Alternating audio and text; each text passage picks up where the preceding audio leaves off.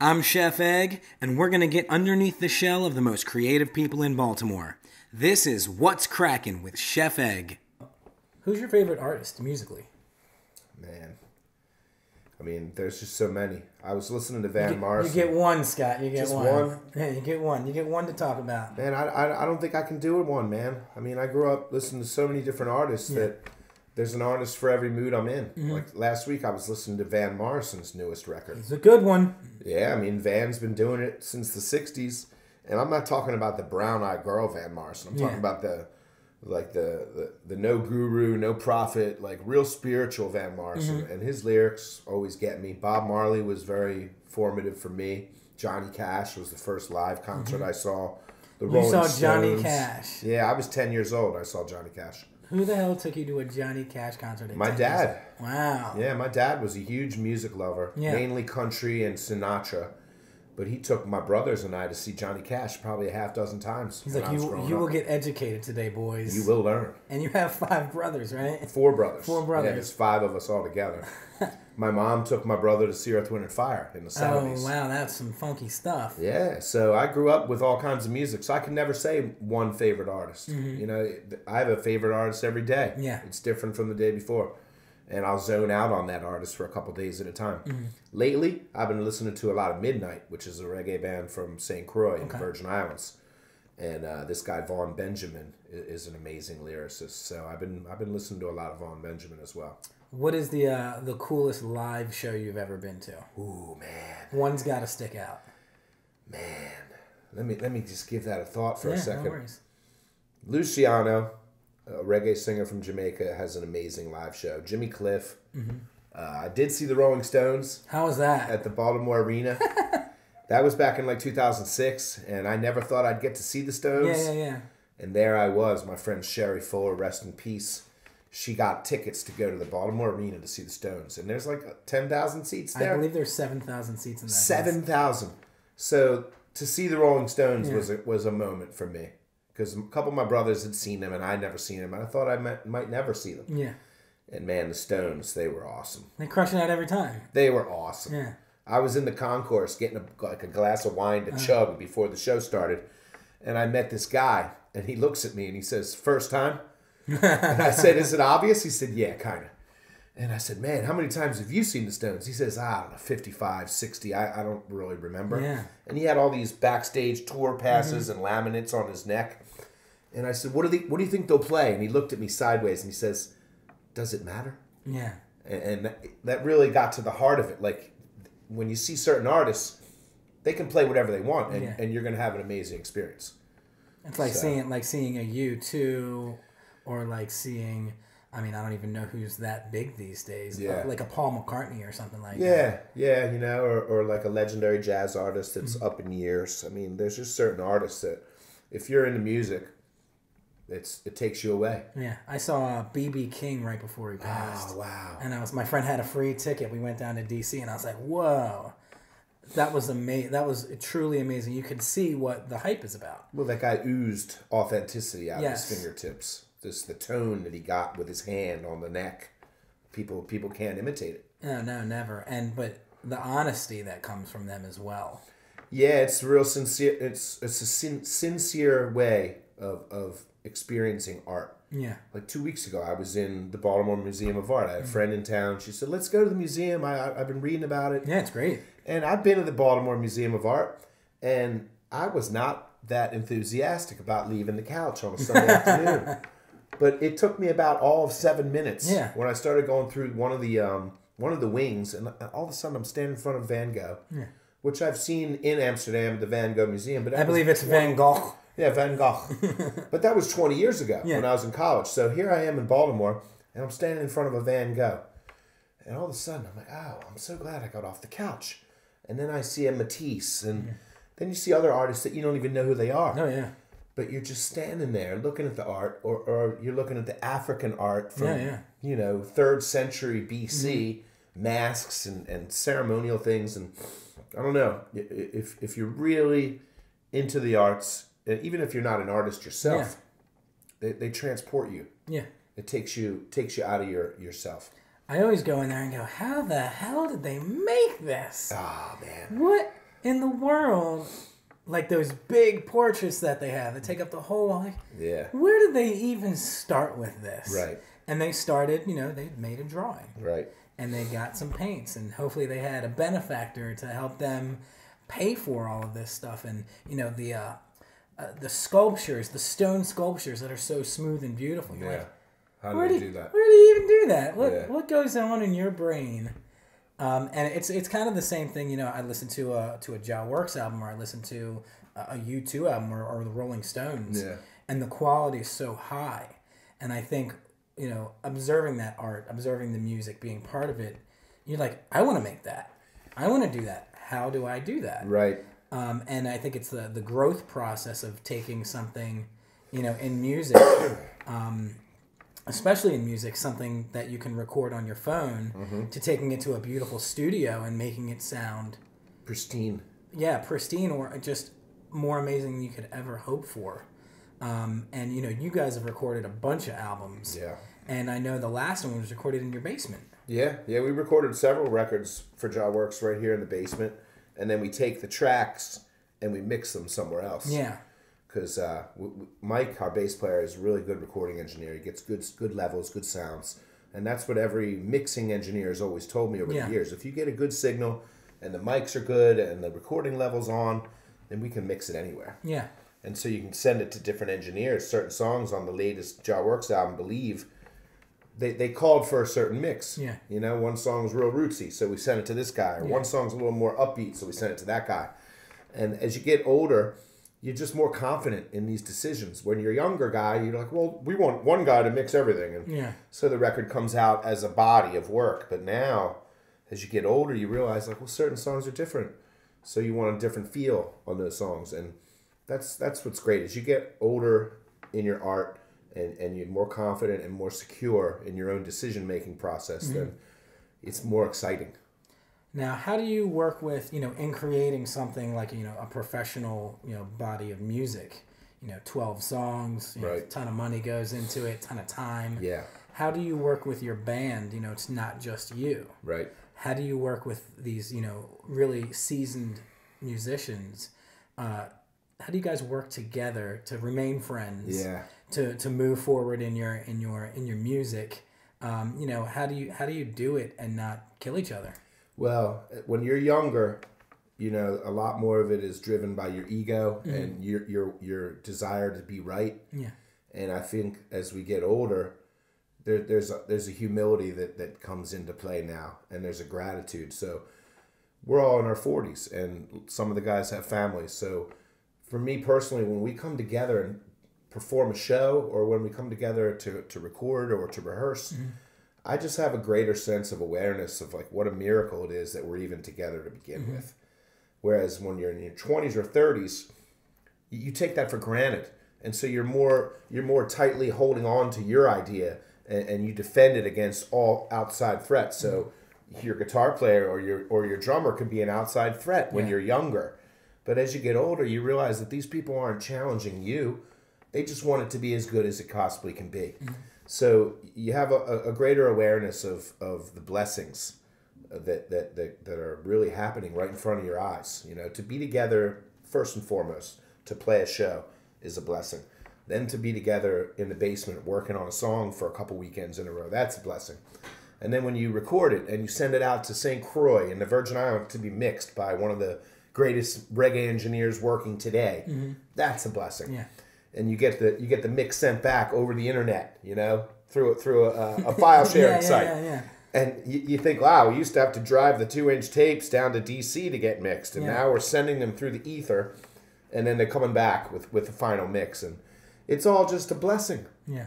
And to have something tangible at the end of an 8-month or a 12-month process of making a record, and you're holding it in your hands. It's awesome.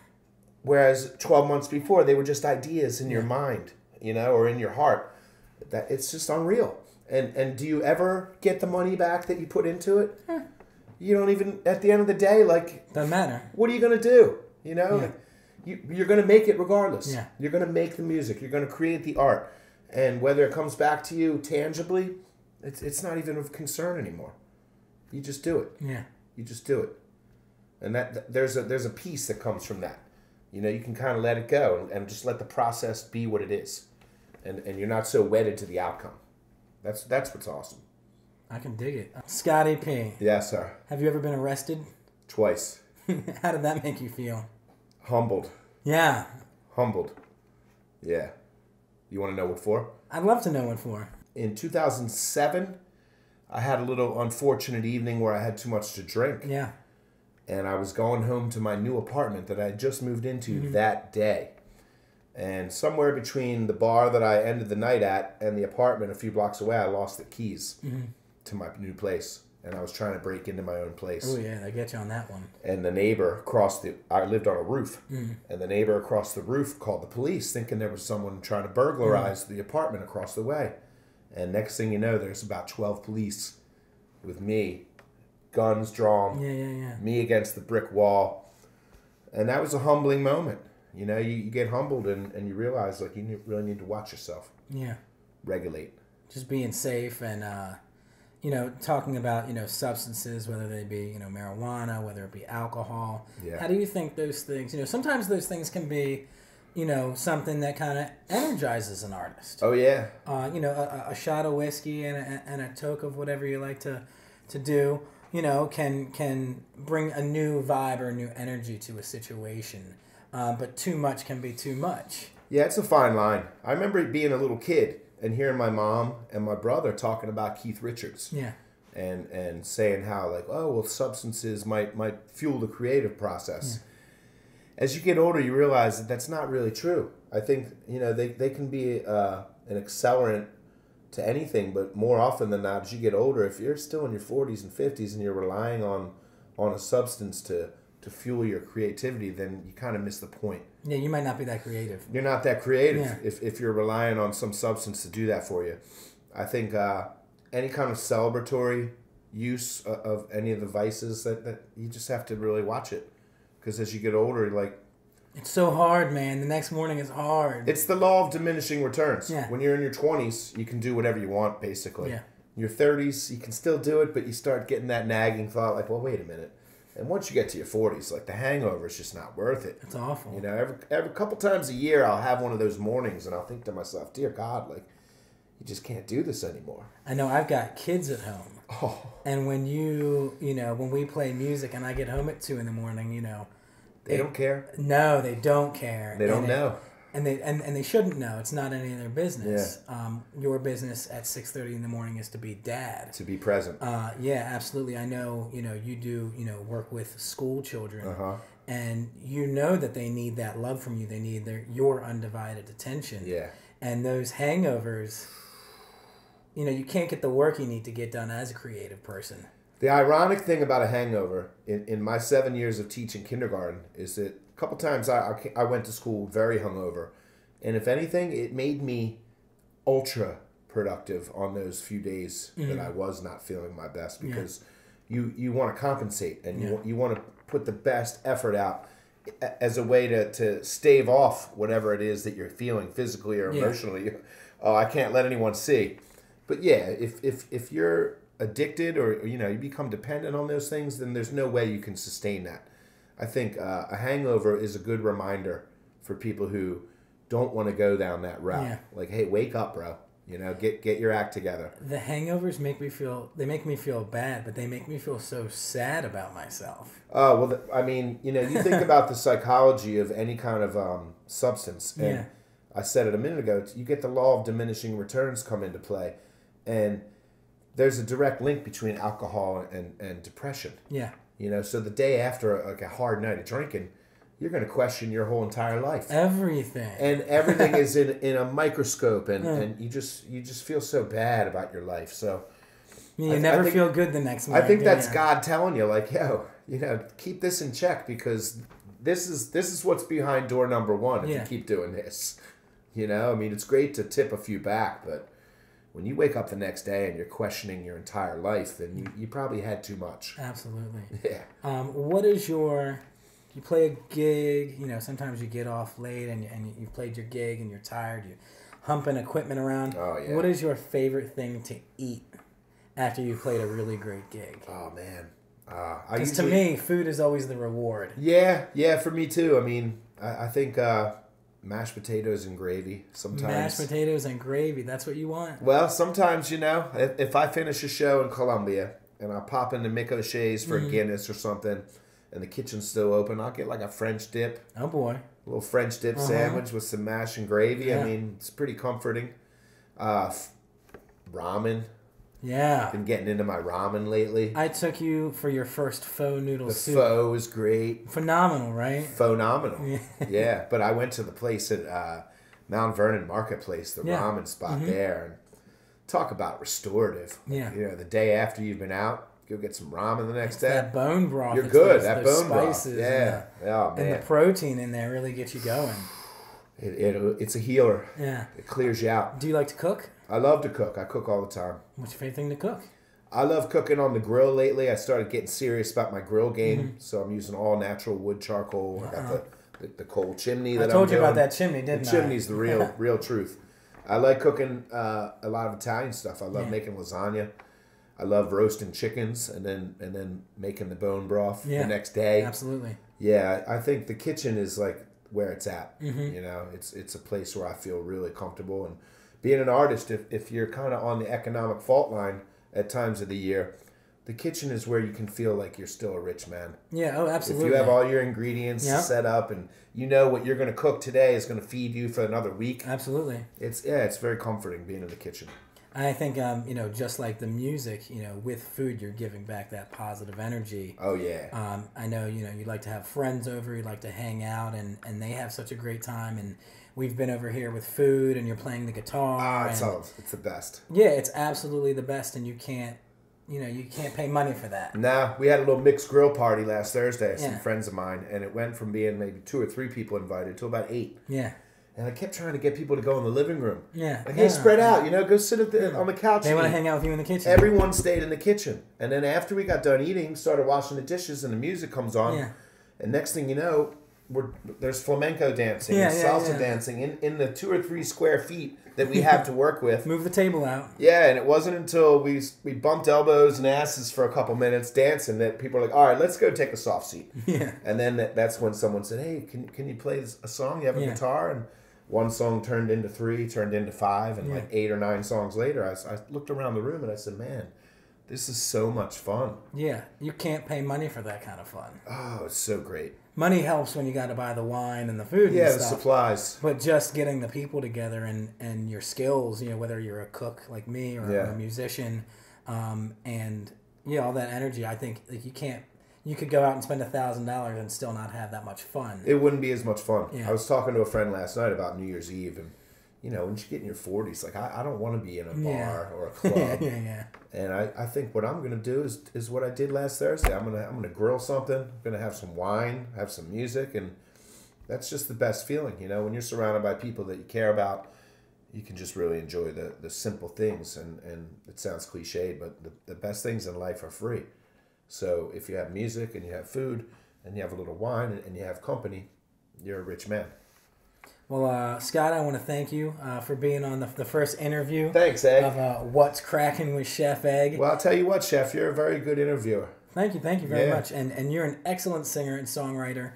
I think, Jah Works and your music is going to be, something that goes down in the reggae books for a long, long time. Thank you. With some of the best. I'm happy that you're in Baltimore. Happy that I met you in Hamden on the Avenue that one day. That was a great link up. And, we've had a really close relationship since then. But I want to thank you for being with me today. You're welcome. And just wish you all the best in your endeavors. Thanks so much, Chef. Awesome, man. That's so cool, dude. I'm Chef Egg, and we're going to get underneath the shell of the most creative people in Baltimore. This is What's Crackin' with Chef Egg.